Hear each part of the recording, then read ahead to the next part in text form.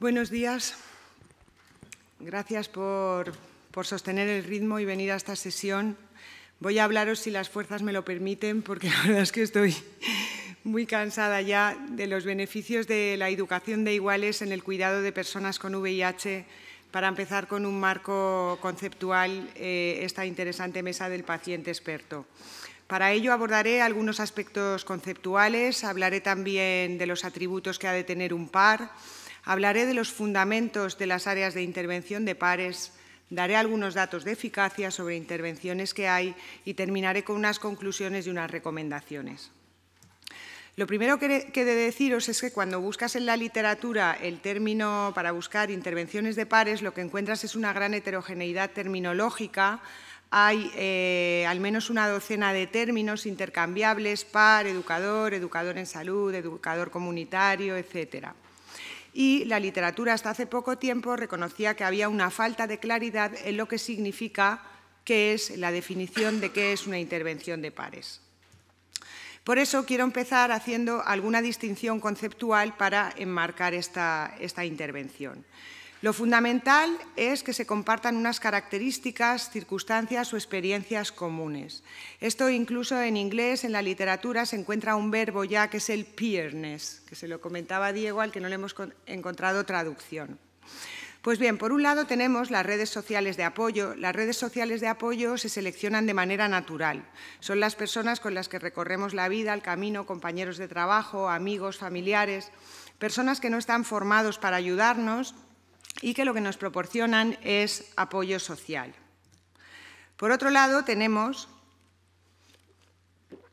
las personas que se seleccionan, los pares, que se seleccionan de manera intencional para hacer una actividad a través de programas, una actuación protocolizada, y cuya formación varía desde ser específica para la actividad en el sentido en que se ha considerado los pares tradicionalmente, hasta una formación alta o académica, que serían ya los pares profesionales.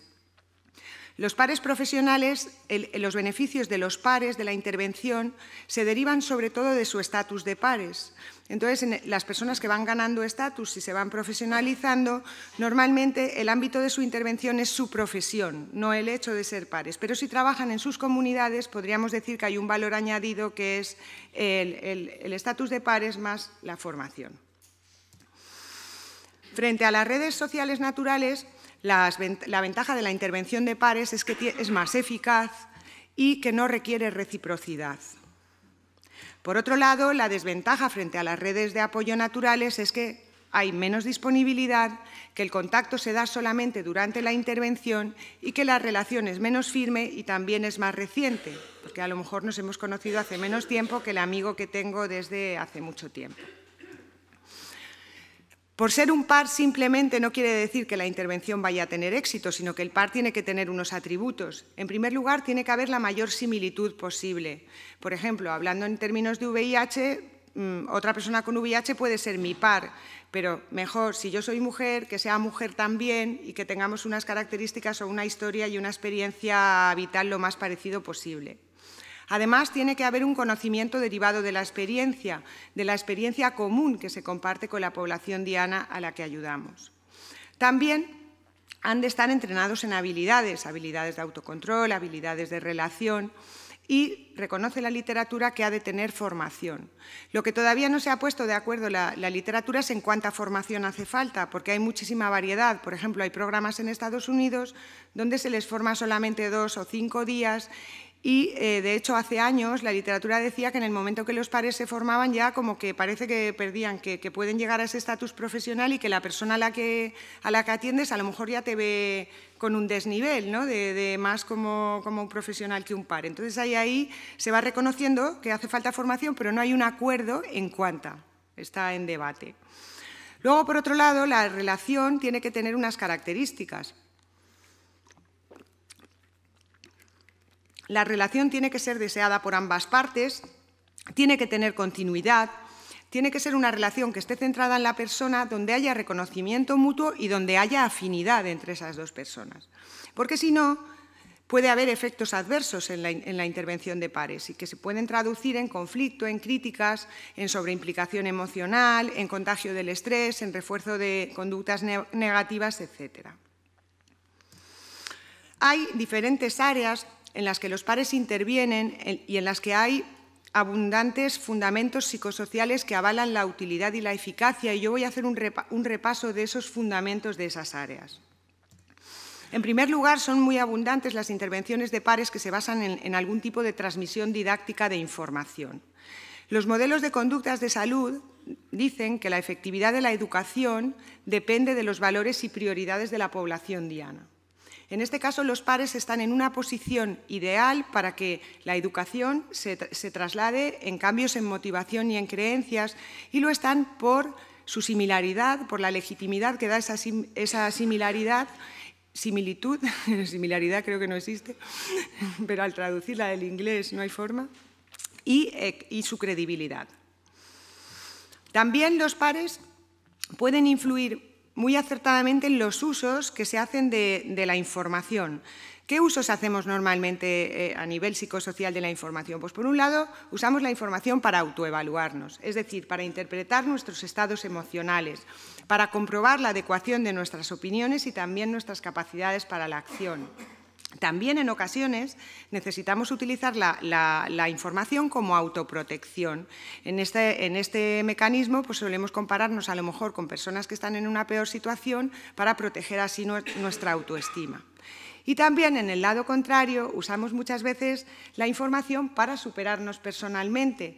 Y aquí lo que hacemos es compararnos con personas que están pudiendo afrontar, imaginar en este caso, qué fuente de inspiración y aprendizaje es estar con un par que ha tenido una experiencia exitosa en su proceso y con quien me puedo comparar y decir, si ella o él ha podido, yo también voy a poder.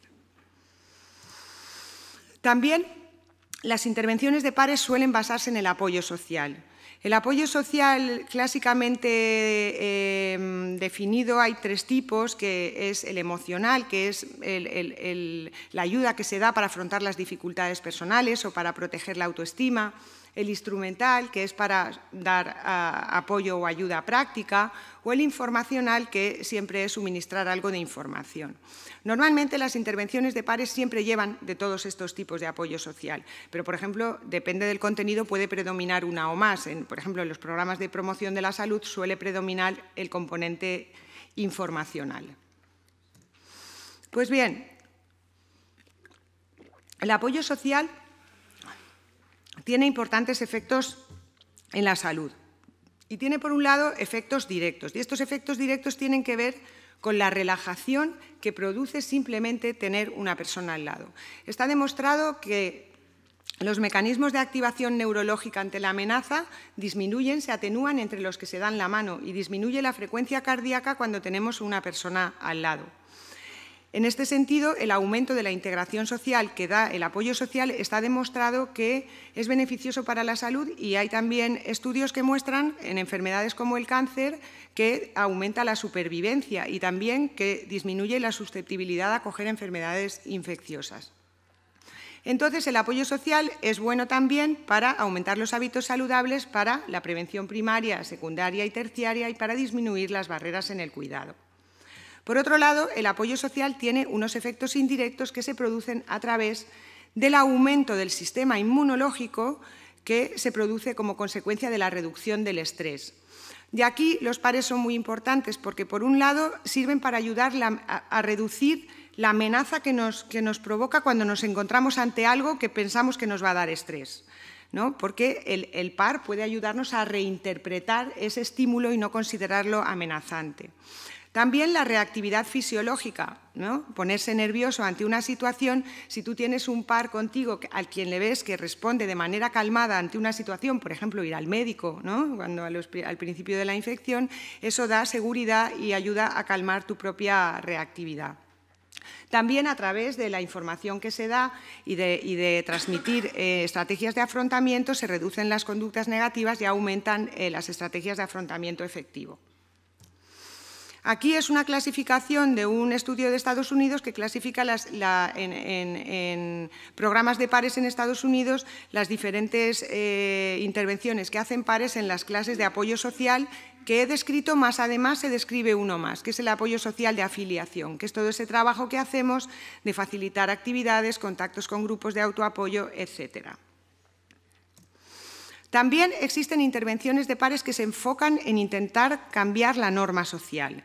La norma social o norma subjetiva es las creencias que nosotros tenemos sobre lo que opinan nuestras personas queridas sobre cómo deberíamos comportarnos.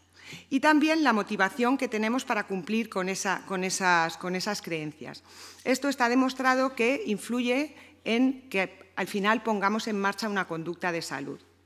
Pues bien, los pares están en una posición muy indicada para hacer presión sobre esa norma subjetiva porque se consideran legítimos y son adecuados, por tanto, para ejercer la influencia y porque sus razones se consideran relevantes dentro del grupo porque es el grupo, precisamente, al que pertenecen. También los pares son muy importantes y han jugado un papel fundamental en la adopción de prácticas novedosas, puesto que las prácticas novedosas se adoptan cuando son congruentes con prácticas existentes, cuando son defendidas por personas de confianza y cuando son aceptadas por líderes claves de opinión. Por lo tanto, el ejemplo de los pares promueve normas de comportamiento aceptable. También un área muy importante de la intervención de pares, perdón, es que tengo la boca ya entre el cansancio y tal, que no puedo parar de beber, es la promoción de la autoeficacia. La autoeficacia es la valoración de la propia capacidad que percibimos para llevar a cabo con éxito la conducta de salud. La autoeficacia es un mediador importantísimo en todas las conductas de salud. Por ejemplo, en la adherencia al tratamiento se ha visto que es el que más alta asociación tiene. Pues bueno, hay una serie de fuentes de cómo sentirnos autoeficaces y ahí los pares juegan un papel fundamental. Una de ellas, la más importante o la más tangible, es que tengamos experiencias exitosas. Eso nos refuerza la autoeficacia, pero no solamente que las tengamos, sino cómo interpretamos las que hemos tenido. Entonces, los pares proporcionan oportunidades reales para practicar actividades, pero también ayudan a hacer reinterpretaciones, evaluaciones positivas de esas experiencias y a proporcionar refuerzo. Otra fuente de autoeficacia es el aprendizaje observacional, es decir, aprender la autoeficacia a través de observar cómo se comporta otra persona, a través de un modelo. Y ese modelo, a más similares y más creíble, más se produce este tipo de aprendizaje. Entonces, con el ejemplo que ponía antes, una persona que actúa como par y yo le veo que está afrontando exitosamente su proceso de salud, hay un proceso de identificación mutua y un entrenamiento en afrontamiento positivo y con eso se transmite la autoeficacia. También la persuasión social son muy importantes los pares porque proporcionan apoyo y estímulo y por su credibilidad y validez.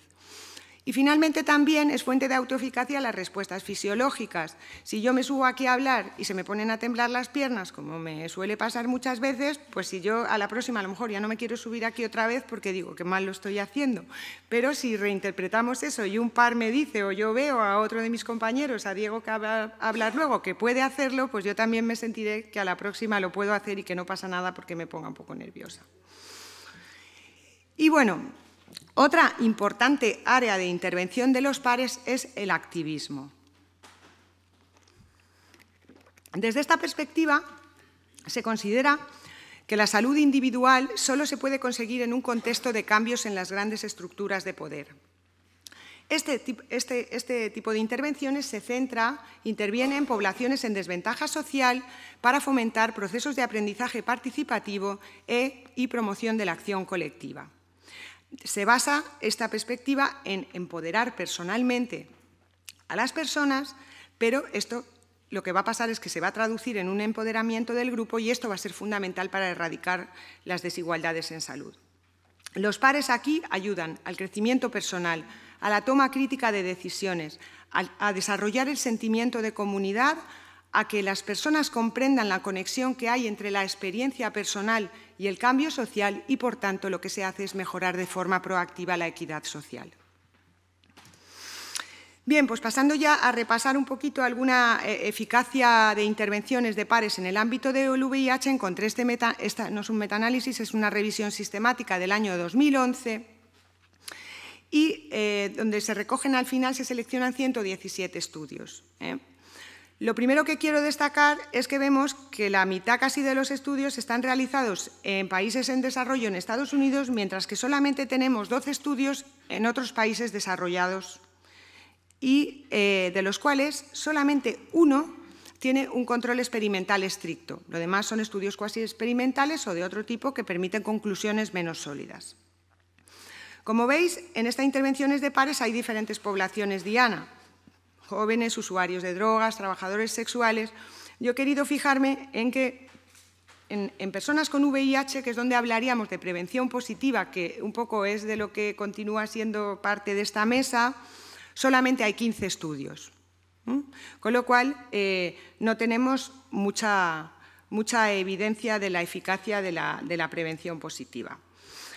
Entrando a hablar ya de eficacia, en esta revisión sistemática se ve que los estudios se centran en las diferentes cuestiones, en cambiar conductas sexuales de riesgo, en trabajar con las actitudes y creencias, en trabajar con incrementar el conocimiento del VIH, en el tema de abuso de sustancias y también en ver si hay cambios en marcadores biológicos tras la intervención de pares. En la columna de la derecha, el siguiente, los porcentajes son los porcentajes que han logrado eficacia en ese dominio. Y como veis, pues los mayores son en las conductas sexuales de riesgo, en las actitudes y creencias y en el conocimiento del VIH. Sin embargo, donde más lagunas hay es en el tema de los marcadores biológicos, donde hay pocos estudios que incluyen esa medida objetiva, además pocos que reportan eficacia y menos aún que tengan un control experimental, que es la siguiente columna, los que tenían un adecuado, que son controlados y aleatorizados. Se encontraron pocas diferencias entre poblaciones, pero, por ejemplo, en la disminución de conductas sexuales de riesgo hubo menos eficacia cuando los estudios iban dirigidos a personas con VIH y se halló que solamente 1 de 5 estudios logró cambios en este sentido. Sin embargo, por ejemplo, en el cambio de actitudes y creencias se ha encontrado mayor eficacia en los hombres, cuando la población diana han sido los hombres que hacen sexo con hombres, que en otras poblaciones. Pues bien, para concluir, deciros que la existencia de los pares para promover la salud es histórica, que ya en la antigua Grecia se puede ver cómo estudiantes enseñaban a otros estudiantes, pero que ha sido en el siglo XX cuando se ha generalizado su uso en diferentes ámbitos de la salud. Además, hoy podemos decir, bueno, Arrate recordará que cuando hicimos una revisión de esto hace como 12 años, cuando para arrancar el programa de pares de CESIDA buscábamos fundamentos psicosociales que avalaran esta intervención y encontrábamos que la literatura decía que era un método en busca de teoría. Sin embargo, hoy día existen ya fundamentos sólidos psicosociales que avalan los beneficios de la intervención de pares y, de hecho, es por ello que instituciones internacionales y nacionales promueven este tipo de intervenciones para la prevención del VIH. Sin embargo, vemos también que se necesitan estudios más rigurosos que evalúen el impacto de estas intervenciones, que además esos estudios deben de incluir medidas objetivas y que hay lagunas claras porque no se definen en los estudios ni los roles que tienen exactamente los pares, ni las actividades exactamente que llevan, no se describen, ni tampoco las habilidades ni el grado de formación que tienen. Existen además, como hemos visto, escasos estudios en el ámbito de la prevención positiva, que esto nos interesa mucho aquí. Y lo que sí que sale en las investigaciones es que los pares, esto en Estados Unidos, porque es donde estaban la mayoría de las investigaciones que he encontrado, reclaman más formación y reclaman algún tipo de certificación o de formación reglada. Y se reconoce que esta formación lo que puede conseguir es que el rol sea más uniforme y elevar su valor ante grupos de interés. Esto lo dejo aquí porque después algunos de mis compañeros van a continuar precisamente con este ámbito. Así que, bueno, yo para terminar lo que quería es agradecer y reconocer a todas las instituciones y a todas las empresas que están apoyando este tipo de iniciativas, pedirles que sigan haciéndolo y también animar a las organizaciones que estáis haciendo programas de pares para dar un paso adelante, para aportar toda esta evidencia que se necesita y estos datos, y para ello ofrecer a la UNED, como ya lo hemos hecho, y a mí misma para ayudar. Así que nada, gracias por invitarme a esta mesa y gracias a todos por vuestra atención.